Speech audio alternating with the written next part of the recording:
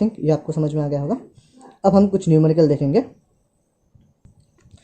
Example number 12.3 क्या बोला है, how much current will an electron bulb draw from A 220 volt source if the resistance of the bulb filament is 1200 ओम। तो इसमें क्या दिया है, वी दिया है 220 वोल्ट और फिलामेंट का रेजिस्टेंस क्या है आर, दैट इज 1200 ओम। तो क्या निकालना है, how much current that is I is equal to what, V by R that is 220 divide by 1200।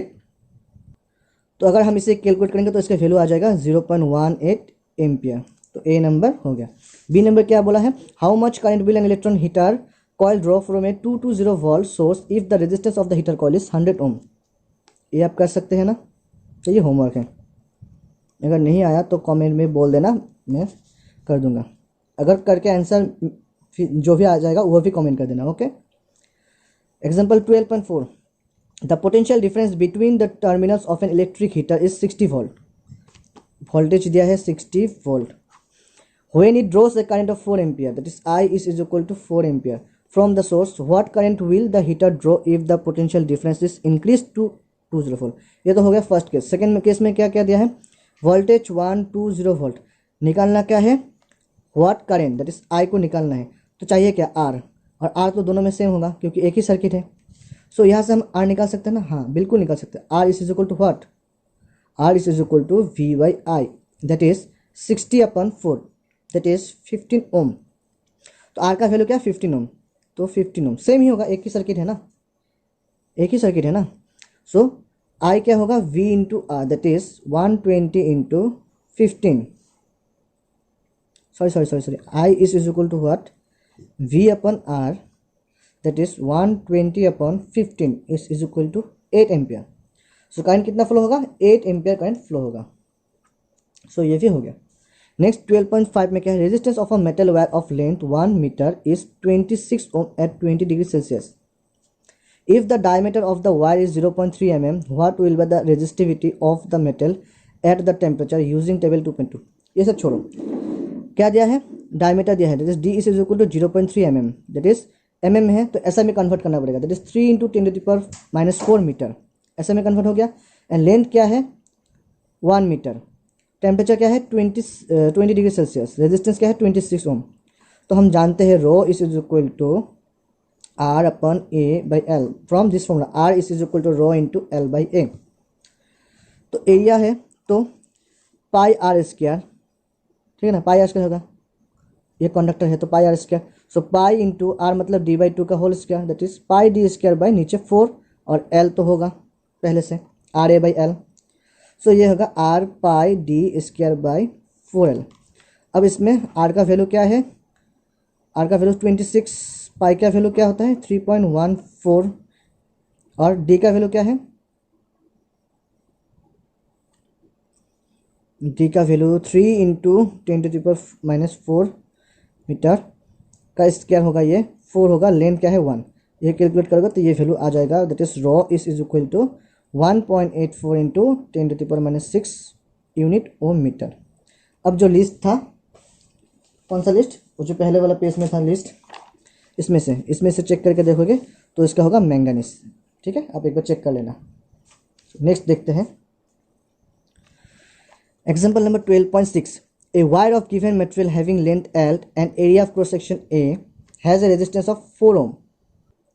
So what would be the resistance of another wire of the same material, material same है मतलब same material मैंने rho same होगा, having length L/2 and area of cross section 2A। So first case में क्या बोला है हमको, R1 मान लेते हैं रॉ इंटू L/A, इसका वैल्यू क्या है 4 ओम, दिस R का वैल्यू। सो ये क्या होगा 4 ओम के बराबर हो जाएगा। सेकेंड केस में क्या है R2 रॉ इंटू, इस बार लेंथ क्या हो गया L/2 हो गया और एरिया क्या हो गया दुगना हो गया दैट इज ट्वाइस A, मतलब रॉ इंटू L/A तो रह जाएगा लेकिन ऊपर 1/2 तो ये 2 हो जाएगा क्या 1/4 that is raw into L/A। इसको क्या हम लिख सकते हैं R1 लिख सकते हैं, हाँ बिल्कुल, रॉ इंटू L/A R1 लिख सकते हैं ना, हाँ। तो इसको हम लिखेंगे R1 इंटू 1/4, ये क्या है R2 का वैल्यू है। सो R2 का वैल्यू क्या है R1/4, एंड R1 का वैल्यू क्या है 4 ओम, ये तो दिया है। सो 4/4 दैट इज 1 ओम। इस R2 का वैल्यू क्या होगा 1 ओम। सो ये भी हो गया, इजी है। अब हम ये क्वेश्चन देखेंगे एक्सरसाइज के। On what factors does the resistance of a conductor depend. कौन कौन सा फैक्टर है जिसमें रेजिस्टेंस डिपेंड करता है, ये तो हमने देखा है पहले। इस लेंथ, इस area of cross section, on the nature of metal, ये लिख देना और ये लिख देना। ओके, एक नंबर तो हो गया। Number 2, will current flow more easily through a thick wire और ए थिन वायर। इसका आंसर होगा ये। एक वायर है इसका, ये है थिक मतलब मोटा सा, और एक होगा थिन मतलब इसका जो डायमीटर होगा, ये जो डायमीटर होगा ये कम होगा, इसका ज़्यादा होगा क्योंकि ये थिक है। So you know what, R is equal to rho into L by A, मतलब R L is directly equal to L by A. So R area से इन्वर्सली प्रोपोर्शनल में होगा। ठीक है, तो इसका एरिया का क्रॉस सेक्शन ज़्यादा होगा थिक का, और इससे कम होगा। तो जिसका ज़्यादा होगा उसका रेजिस्टेंस क्या होगा, कम होगा, और जिसका रेजिस्टेंस कम होगा उसका करंट क्या होगा, उस जो करंट पास होगा क्या होगा, I is also inversely proportional R। तो अगर इसका वैल्यू ज़्यादा है तो ये हो जाएगा कम, अगर ये होगा कम, ये होगा कम, तो ये होगा ज़्यादा। मतलब करंट इजीली फ्लो, कौन सा थिकर जो वायर है उसमें इजीली फ्लो कर जाएगा। ये तो समझ में आ गया ना। R is inversely proportional area, तो ये इसका एरिया ऑफ क्रॉस सेक्शन ज़्यादा है थिकर का। सो इसका एरिया ऑफ क्रॉस सेक्शन ज़्यादा है मतलब रेजिस्टेंस कम है, और जिसका रेजिस्टेंस कम है that is I is also inversely proportional R, तो उसका करंट भी ज़्यादा होगा, इसका कम होगा। दैट इज, आप ऐसे लिखोगे, ये स्क्रीनशॉट ले लेना एक बार। The current will flow more easily through thick wire because the resistance of a conductor is inversely proportional to its area of cross section. If thicker wire is there that is less its resistance and hence more easily current will flow. देखा, ये formula लिख कर देना, ये दिखा देना, फिर ये दिखा देना, उसके बाद ये डायग्राम दे देना, बहुत अच्छे से मार्क्स आ जाएगा। ओके, नेक्स्ट क्वेश्चन है, Why are coils of electric toasters and electric irons made of an alloy rather than a pure metal? हम alloy ही यूज़ करते हैं, मेटल की, प्योर मेटल की यूज़ नहीं करते हैं।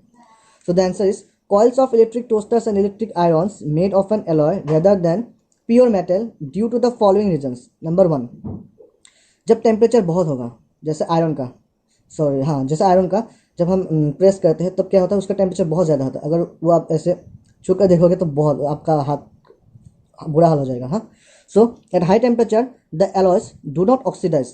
ऑक्सीडाइज का मतलब हम समझ लेंगे बर्न। ओके, ऑक्सीडाइज नाम लिखना होगा ताकि अच्छा हो जाए answer. Eight high temperature the alloys do not burn, मतलब एलॉय बर्न नहीं होता है। And alloy does not melt radially.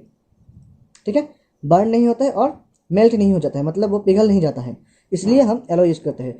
अगर हम प्योर मेटल यूज़ करेंगे तो वो ऑक्सीडाइज हो जाएगा, मतलब वो जल जाएगा और पिघल जाएगा। ठीक है, तो इसका रीज़न ये है। और आप ऐसे लिख सकते हैं, in other words the resistivity of an alloy is higher than the pure metal, मतलब एलॉय का जो रेजिस्टिविटी है वो ज़्यादा है, इसलिए उसका जो पावर है रेजिस्ट करने का बहुत ही ज़्यादा है। ओके, तो आई होप समझ में आ गया होगा।